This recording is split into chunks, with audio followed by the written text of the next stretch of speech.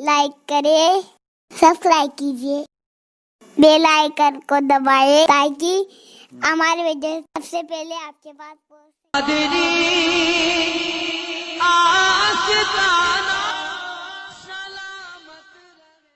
वो सहाबा हजरत सुहैब रूमी रज़ियल्लाहु ताला रोम से चलकर मक्का में आए थे। शुरू में आए थे तो गुलाम बन कर के आए थे, फिर आज़ाद हुए, फिर तिजारत करने लगे, इतना कमाए कि मक्का में एक बड़े अमीर बन गए, जायदाद खरीदा, प्रॉपर्टी बनाई, मालदार हो गए और ईमान ले आए। रसूल करीम सल्लल्लाहु अलैहि वसल्लम जब हिजरत करके मदीने चले गए, हजरत सुहैब मक्का में ही रह गए। उन्होंने ये तय किया कि नहीं, मुझे भी अब मक्का छोड़कर उस जलवे जहां आरा को देखने के लिए निकलना है। जब वो जाने लगे तो मक्का वालों ने घेर दिया, कहा कि ए सुहैब, तू जब आया था तो तेरे पास कुछ भी नहीं था, तूने सब कुछ मक्का से कमाया है, तो हमारा माल हम तो ले जाने नहीं देंगे। उन्होंने आधी जायदाद लिख करके दे दी मक्का वालों को, मुफ्त में मेरी आधी जायदाद ले लो और मुझे जाने दे दो। आधी जायदाद उन्होंने ले ली और उसके बाद हज़रत सुहैब रूमी रज़ियल्लाहु ताला अन्हु निकलने लगे। गुंडे मक्का के फिर बीच रास्ते में आए, पकड़ लिए, उनको मारना शुरू किया, उनको जगह जगह से मारा कि नाक उनकी फट गई।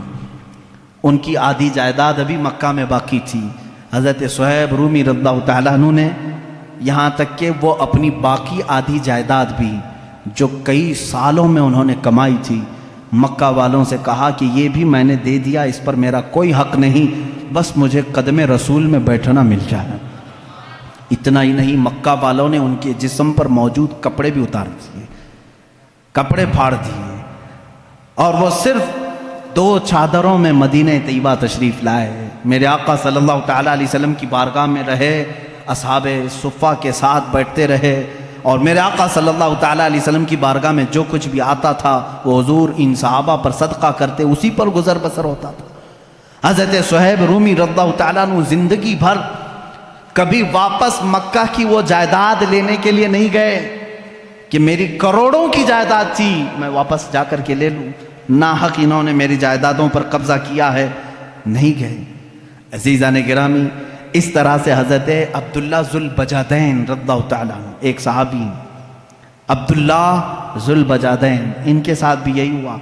ये नौजवान थे, हसीन व जमील थे, और जब ये निकलने लगे तो इनके साथ भी ऐसा ही हुआ कि इनको इनके माँ बाप ने, इनके घर वालों ने इतना मारा, इनके जिस्म से कपड़े निकाल दिए। और ये मेरे आका सल्लल्लाहु ताला अलैहि वसल्लम की बारगाह में पहुँचे। अल्लाह के नबी सल्लल्लाहु ताला अलैहि वसल्लम ने अपनी चादर इनायत की और उसी में वो ज़िंदगी गुजारते रहे।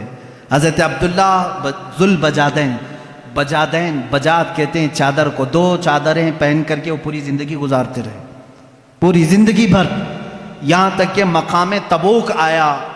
जब जंग तबूक होने लगी, अब्दुल्ला ज़ुल बजादैन कहने लगे, या रसूल अल्लाह सल्लल्लाहु अलैहि वसल्लम, सिर्फ मेरे लिए दुआ करें, अल्लाह मुझे शहादत की मौत अता करे, बस मेरी एक ही ख्वाहिश है। मेरे आका सल्लल्लाहु अलैहि वसल्लम ने फरमाया, अब्दुल्ला, अगर अब तेरी रास्ते में भी मौत आए तो तुझे शहीद ही कहा जाएगा, तुझे शहादत की मौत होगी। हुआ ऐसी ही, तबूक के रास्ते में जब गए, उनको तेज़ बुखार आया हज़रत अब्दुल्ला ज़ुल बजादैन को। उसी रात हज़रत अब्दुल्ला ज़ुल बजादैन की बुखार की गर्मी इतनी बड़ी कि मेरे आका सल्लल्लाहु ताला अलैहि वसल्लम सफ़र में हैं, सफ़र की हालत में मेरे आका उनके पास आए, उनका सर लेकर के अपनी गोद में रखा। ये अब्दुल्ला ज़ुल बजादैन है। वो कहते हैं, या रसूल अल्लाह सल्लल्लाहु अलैहि वसल्लम, मुझे ऐसा लगता है मेरी ज़िंदगी की लम्हात कम हो गए, मगर ये सर रखने के लम्हात तवील हो जाते तो क्या अच्छा होता। अल्लाह के नबी सल्लल्लाहु अलैहि वसल्लम उनका सर अपने ज़ानों पर रखे हैं, और इसी असना में वो मेरे आका के चेहरे को देखते रहे, उनकी रूह निकल गई। हज़रत अबू बकर उसमें थे, हज़रत उमर थे वहाँ पर, हज़रत अब्बास थे। ये सहाबा देखकर रश्क करने लगे। अब्दुल्ला ज़ुल बजादैन ये वाहिद सहाबी है जिसने हुजूर की गोद में दम तोड़ा है। मेरे आका सल्लल्लाहु ताला अलैहि वसल्लम के ज़ानो अक़दस पर इतना ही नहीं, रसूल करीम सल्लल्लाहु ताला अलैहि वसल्लम ने फरमाया, इसको कफन कोई और नहीं देगा, मैं दूंगा। अल्लाह के नबी सल्लल्लाहु ताला अलैहि वसल्लम ने अपना लिबास, अपना तहबंद और अपनी चादर निकाली और इन्हीं 2 चादरों में अब्दुल्ला को کفنایا اور کہا جب یہ میرے پاس آیا تھا تو اس کے گھر والوں نے کپڑے چھینے تھے، آج میں اسے کپڑے پہناتا ہوں۔ اور اسی کفن میں جب ملبوس کیا، اللہ کے نبی صلی اللہ تعالیٰ علیہ وسلم قبر پاک میں خود اترے اور اپنے سینے سے ان کو لگا کر نیچے اتارا۔ یہ عبداللہ ذو البجادین رضی اللہ تعالیٰ، اس وقت صحابہ رشک کر رہے تھے۔ حضرت عمر کہتے ہیں کاش اس وقت میری موت ہوئی ہوتی۔ اللہ کے نبی صلی اللہ تعالیٰ علیہ وسلم نے ان کو جس انداز میں قبر پاک میں اتارا، عزیزان گرامی، ایک دو صحابی نہیں ہیں جنہوں نے اس راستے پر مشقتیں اٹھائی، محنتیں کی، اور اتنی مشقتیں، اللہ کی پناہ، اتنی مشقتیں۔ ایک صحابی حضرت خبیب، اللہ اکبر، ان کا تذکرہ آتا ہے رونگٹے کھڑے ہو جاتے ہیں۔ حضور اکرم صلی اللہ تعالیٰ علیہ وسلم نے 3 صحابہ کو ایک مہم پر بھیجا تھا، یہ تینوں گرفتار ہو گئے۔ 10 صحابہ تھے اس میں سے، ان میں سے یہ 3 گرفتار ہوئے، اس میں حضرت خبیب بھی تھے۔ یہ مکہ والوں نے ہی انہیں گرفتار کیا تھا۔ گرفتار کرنے کے بعد ان کو ایک جگہ قید میں رکھا، کتنے دن تک؟ تقریباً 10 دن تک قید میں رکھا۔ کھانا نہیں دیتے تھے، پانی نہیں دیتے تھے۔ ہم کربلا کے واقعات سنتے ہیں میرے عزیزو، صحابہ کے یہ جانثاریاں کیوں نہیں سنتے جن کے ساتھ سخت ترین اذیتیں اس زمانے کے ظالموں نے کی۔ حضرت خبیب کو 10 دن کے بعد نکالا، دعوت عام ہوئی، مکہ والے جمع ہوئے۔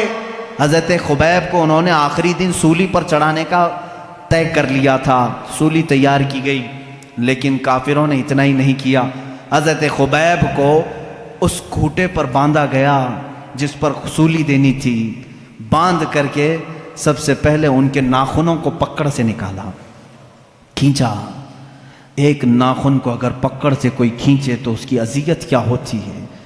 مسلح کیا ان کے جسم کا، ان کے کان کاٹے، ان کی آنکھ میں سلائیاں پھیرتیں، لوہے کی گرم سلائیاں ان کی آنکھوں میں پھیری، ناک کاٹ دی گئی، ہونٹ کاٹے گئے، یہاں تک کہ ایک ظالم قریب میں آ کر کے ان کے پیٹ میں ایسا نیزہ مارا کہ جس سے ان کا کلیجہ دکھنے لگا، پیٹ کے باہر کلیجہ لٹکنے لگا۔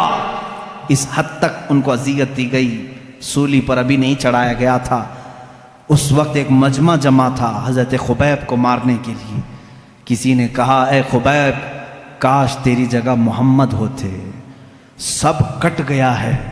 جلال میں آتے ہیں، کہتے ہیں ظالموں، تم کہتے ہو میری جگہ محمد تھے، میرے جسم کے ٹکڑے ہو جائیں میں ان کے قدموں میں کانٹا چبھنا بھی گوارا نہیں کروں گا۔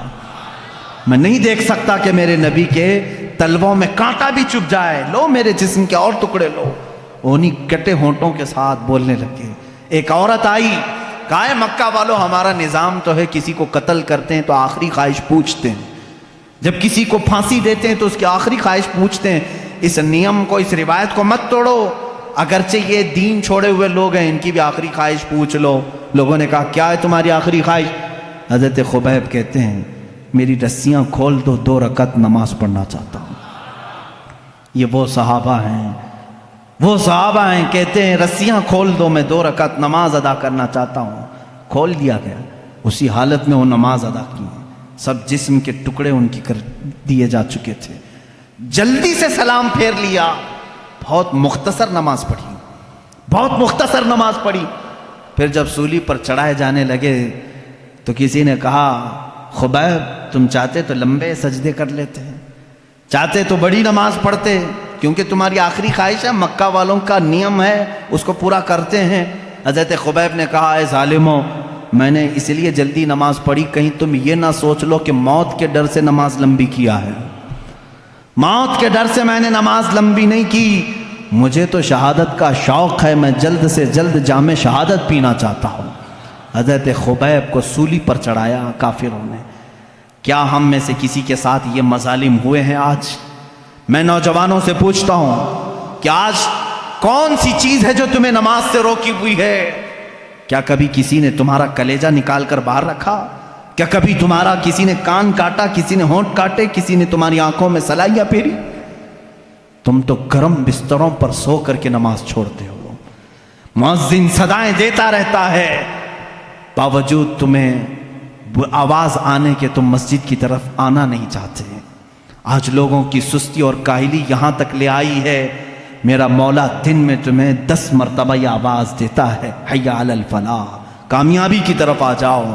تم میں سے کوئی اس کی طرف کان نہیں دھرنا چاہتا۔